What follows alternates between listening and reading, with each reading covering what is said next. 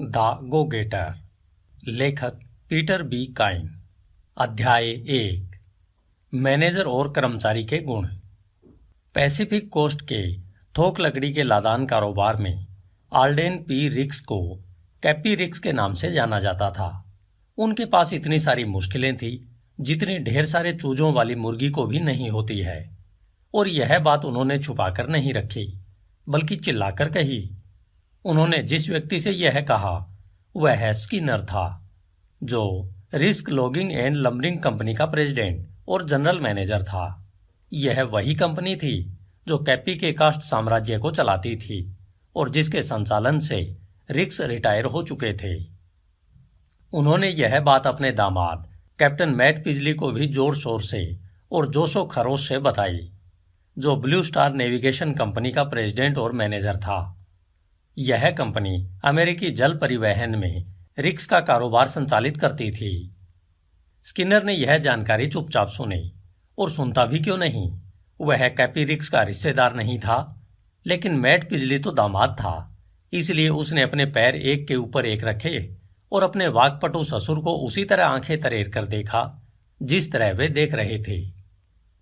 मुश्किलें आपको है, उसने आपको शब्द पर जोर देते हुए ताना कसा। अब क्या आपकी पीठ में दर्द हो गया है, या फिर हर्बर हुबर सेक्रेटरी ऑफ कॉमर्स के लिए गलत आदमी है? अपना ताना और कटाक्ष अपने पास रखो नौजवान, कैपी चीखे। तुम बहुत अच्छी तरह जानते हो कि मैं स्वास्थ्य या राजनीति की बात नहीं कर रहा हूं। बुढ़ापे में मेरे लिए यह कितने अफसोस की बात है कि मैंने चुन चुनकर अपने आसपास दुनिया के सबसे कम अक्लमंद लोगों को इकट्ठा कर लिया है, जैसे इतिहास में तब से लेकर आज तक नहीं हुआ जब एजाक्स ने बिजली का मजाक उड़ाया था। मतलब कौन? देखो तो सही कितनी कम अक्ल है। अब मुझे इस बात का भी मतलब समझाना पड़ेगा। मतलब तुम और स्किनर। क्यों, हमने ऐसा क्या कर दिया जिसकी वजह से आपका बीपी बढ़ गया? तुम दोनों ही तो सारे बखेड़े की जड़ हो। तुम दोनों ने ही तो मिली भगत करके मुझे राजी किया कि हम शिपिंग बोर्ड के 25 बकवास मालवाहक जहाजों का प्रबंधन करने लगे।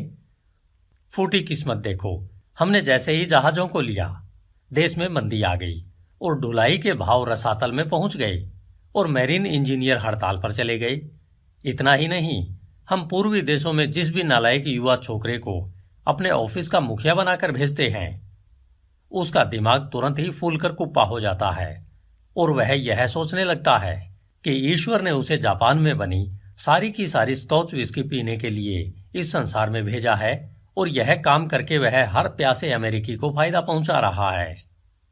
मेरे बुढ़ापे में तुम दोनों ने मुझे इस स्थिति में पहुंचा दिया है कि हमें तार भेजकर अपने मैनेजरों को नौकरी से निकालना पड़ता है। क्यों? क्योंकि हम ऐसे खेल में घुस गए हैं जो घरेलू मैदान में नहीं खेला जा सकता। विदेशों में हमारा इतना सारा कारोबार है कि हम इसे इतनी दूर बैठकर नहीं संभाल सकते। मैट पिजली ने कैपी रिक्स की तरफ आरोप भरी उंगली उठाई। हमने कभी आपको राजी नहीं किया कि आप उन शिपिंग बोर्ड के जहाजों का प्रबंधन अपने बुजुर्ग हाथों में लें। इसके बजाय यह आप थे जिन्होंने मुझे राजी किया था। बलि का बकरा तो मैं हूं। यह तो वही मिसाल हो गई कि उल्टा चोर कोतवाल को डांटे। इससे आपको क्या फर्क पड़ा? कुछ नहीं, क्योंकि आप तो 10 साल पहले ही रिटायर हो गए थे। जहाजों की सारी मुश्किलों का भार तो मेरे कंधों पर है बुजुर्गवार, और मैं आपको बता दूं कि ये कंधे इस भार को अच्छी तरह उठा सकते हैं। तुम्हारी बात सैद्धांतिक दृष्टि से तो सच है, लेकिन व्यावहारिक दृष्टि से नहीं। अब तुम मुझसे क्या उम्मीद करते हो कि मैंने कंपनी के हित में जिस तरह शारीरिक प्रयास छोड़ दिए हैं, उसी तरह मानसिक प्रयास भी छोड़ दूं? भगवान कसम, क्या मुझे अपनी बनाई हुई कंपनी के मामलों में रुचि रखने का भी अधिकार नहीं है, जिसमें मेरे इतने सारे पैसे लगे हुए हैं और जिसे मैंने अपने खून पसीने से सींचकर बनाया है?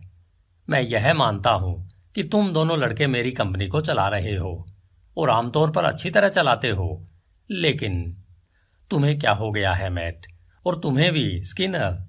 अगर मैट कोई गलती करता है तो यह तुम्हारा फर्ज है कि परिणाम सामने आने से पहले तुम उसे चेतावनी दे दो, है ना? और यही मैट को भी करना चाहिए। क्या तुम दोनों ने आदमियों को परखने की अपनी योग्यता खो दी है, या फिर यह योग्यता तुम में कभी थी ही नहीं?